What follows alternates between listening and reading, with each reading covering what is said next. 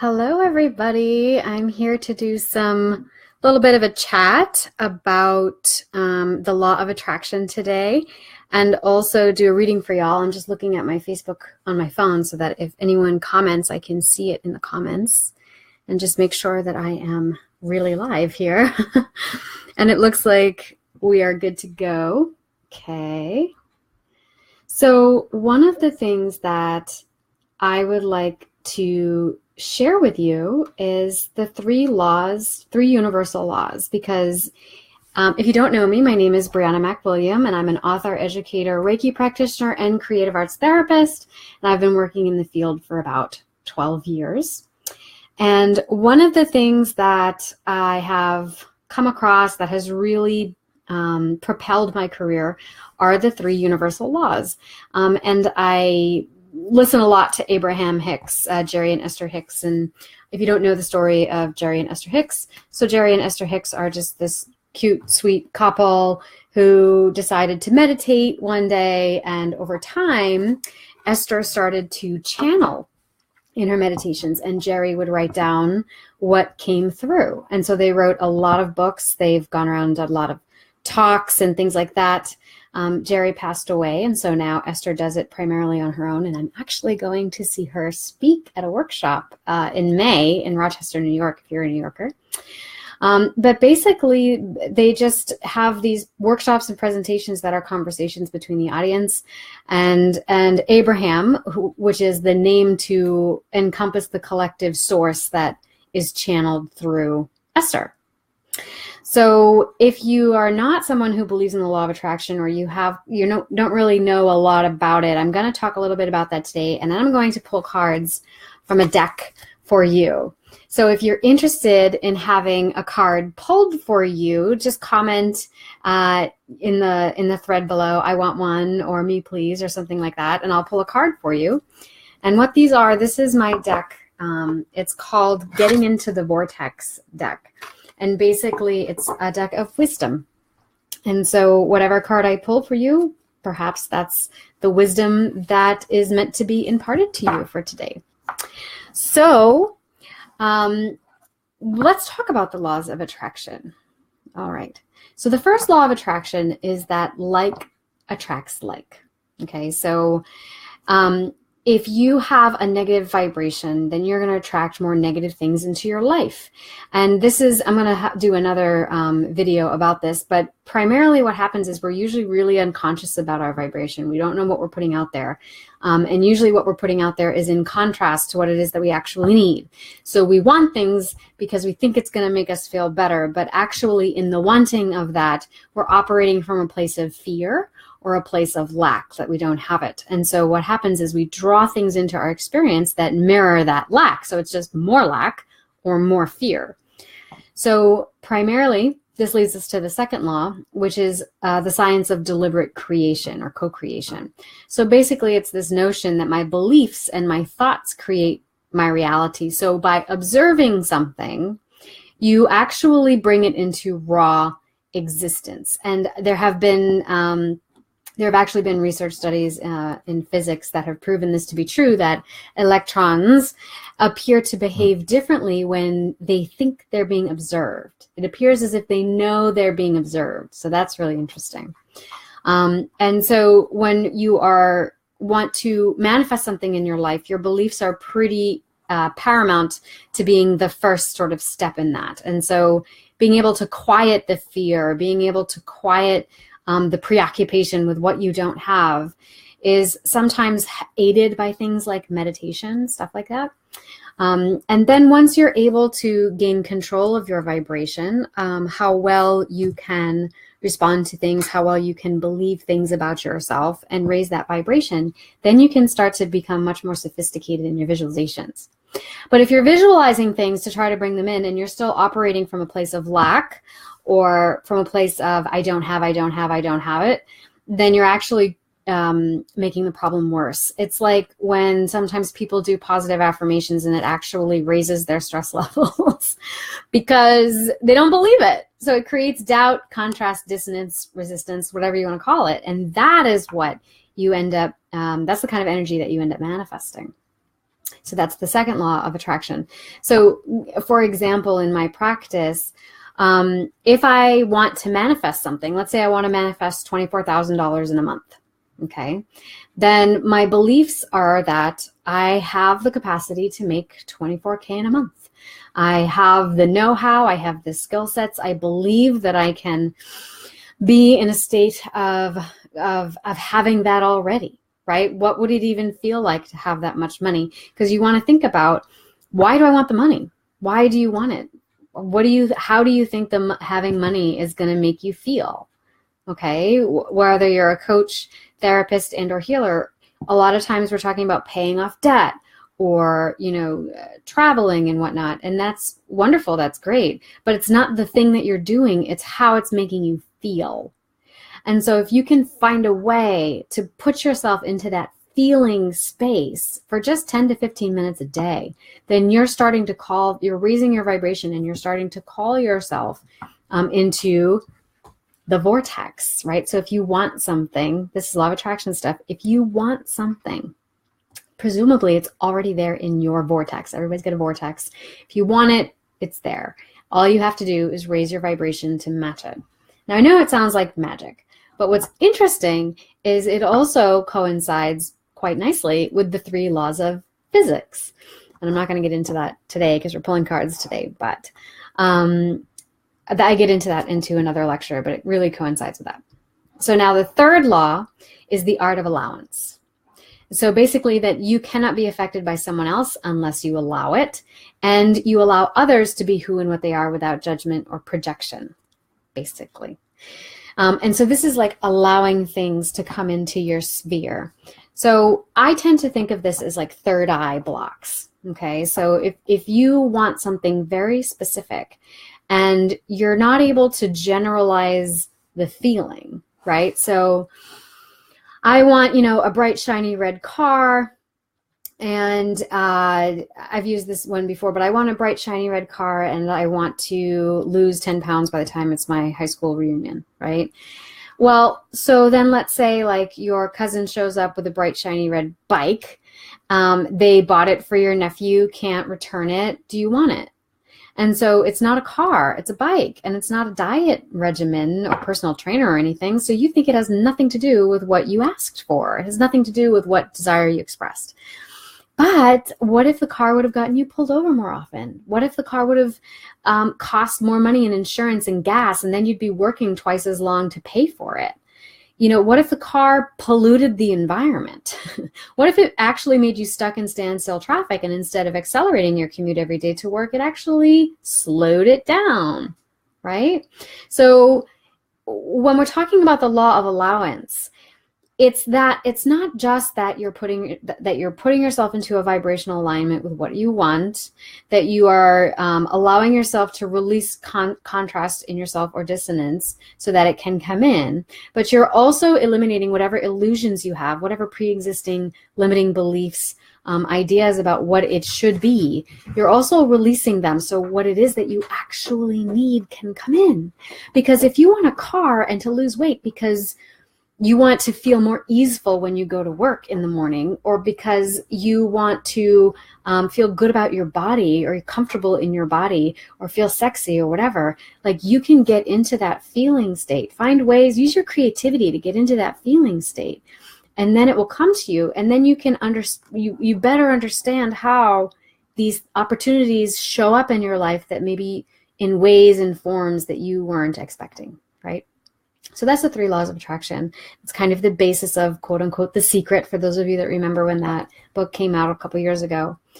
So now I'm just going to pull some cards here, and I will read a few of them. If anybody is watching this video and you want a card pulled for you, just let me know. Just type it in the comments there. I'm going to pull a couple of here for myself, and we can just riff off of that.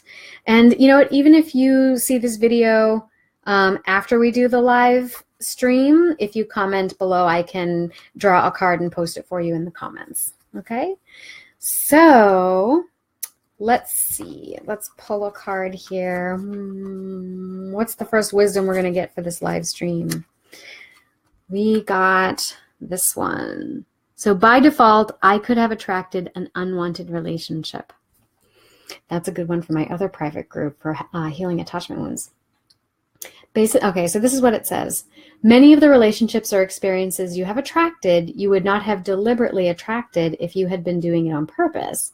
But much of your attraction is not done by deliberate intent, but rather by default. It's important to understand that you get what you think about, whether you want it or not. And chronic thoughts about unwanted things invite or ask for matching experiences. The law of attraction makes it so. So if you're constantly thinking about, I have no money, I have no money, I have no money, I don't make enough money, I'm in debt, I'm never going to make enough money, oh, I can't pay, I can't afford that, I can't this, I can't that. You have to find ways to stop focusing on that and focusing on what you do have, right? So rather than when you get your paycheck, you say, oh, this isn't enough, this isn't nearly as much as I want to be making. Hold that check, and as you go to deposit in the bank, you say, wow, it really feels good to deposit money in the bank. It really feels good to be paid for my hard work, right? I like the fact that I am able to receive a paycheck at the end of the week, right? And you just choose your focus, okay? And it feels really hard to do, especially if you feel like you're suffering and you're struggling, but it's all about shifting your perception and what you focus on. And once you start to do that, things start to shift. Okay, the next one is, my manifestations are the indicators of my beliefs. Okay.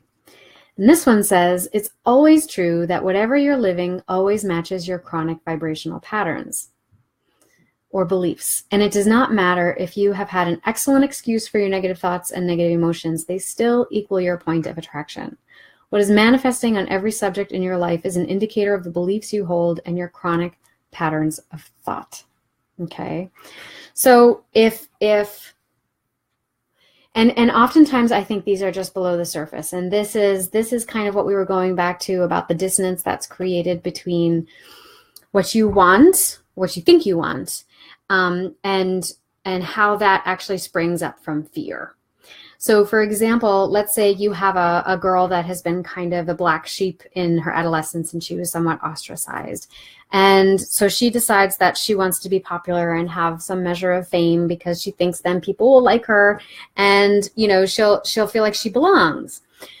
But what happens is she does the things she needs to do to achieve some level of fame and repute, and then what happens is she can't trust anyone that's in her vicinity because she doesn't know if they're actually with her because of who she is, or if it's because of a projection of their own stuff, right? Because she's famous and she's popular, and I just want to be next to her. It makes me feel good about myself, right? And it's actually not a point of intimacy or of belonging.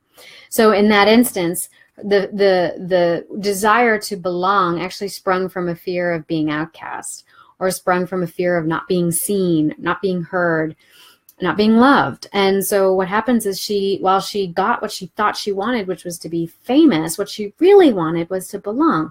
And now she doesn't know if that's true or not. She can't trust the authenticity of it. So what you actually attracted into your sphere is the result of the fear. Okay.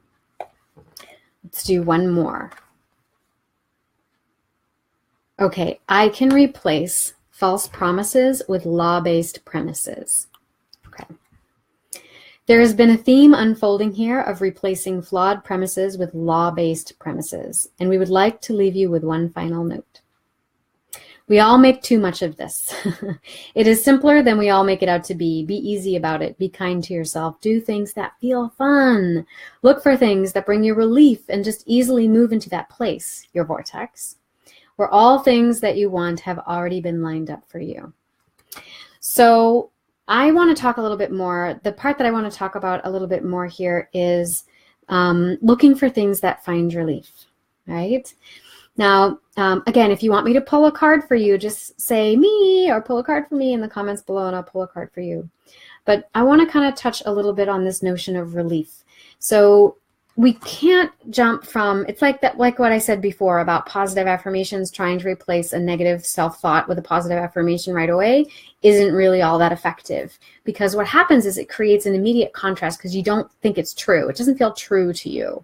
So to find relief, relief from whatever that automatic negative self-thought, talk, whatever it may be is, you try to find the next closest thing that feels true and offers a little bit of relief. So for example, maybe I have a negative feeling about myself, like I'm not worthy enough, or I'm not good enough, or I have low self-esteem. And so I have these negative self-thoughts. I can't do it. I'm not that good. I don't know this. I don't know that. I know that a lot of the people who join this group in particular talk about not being able to attract clients. I don't feel comfortable charging what my services are worth, right? And all of that speaks to an underlying essence of worth, okay? So what we try to do is find the closest thing that feels true enough, but and offers a positive vibration, so it doesn't create contrast or dissonance with what you want to call in. So for example, let's say that you're telling yourself, I can't do this, I can't do that, and we want to replace it with a positive belief or affirmation, right? So try to make it fairly general. Like, I know that I am a lighted being, and I am an arm of source energy, and I am full of light and love. And you could stop there, and that would be okay, but it's a little vague, right? It's general, so that's good, so you can get into a resonance without necessarily contradicting itself. But if you want to make it a little bit stronger, more focused, and more poignant, you could say, I am a brilliant ball of light and an arm of source, and I am full of love and light for my cat.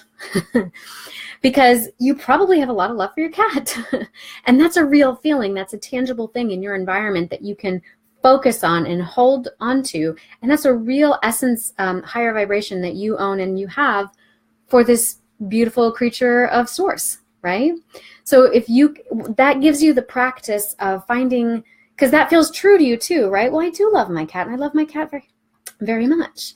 And so if it's hard for you to direct that at yourself, because that's something else that I've noticed people who have scarcity attitudes around money specifically, is they have issues around valuing themselves. And so if that's too hard, like directing that positivity at yourself, direct it at something outside of you that you do feel that way about. And that puts you in the practice of finding the next emotion, the next feeling, or the next thought or belief that you have that's true, that doesn't line up in direct contradiction to what it is that you want to call in, right? Because we just perseverate. We think so much about the thing we want, and then we measure that gap between where we are and where we think we want to be. And all we do is we focus on, how do I get there? And we focus on the hows. And the problem with focusing on the hows is it just activates your rational mind. And your rational mind is like, A plus B equals C. And in this program, the Abundant Healer 90 Days to Scale Your Practice Online, we're really talking about using law of attraction and source, so that you're not just doing for the sake of doing. You're not just doing because some expert told you that's how it should be done, or some, outside institution certified you and whatever.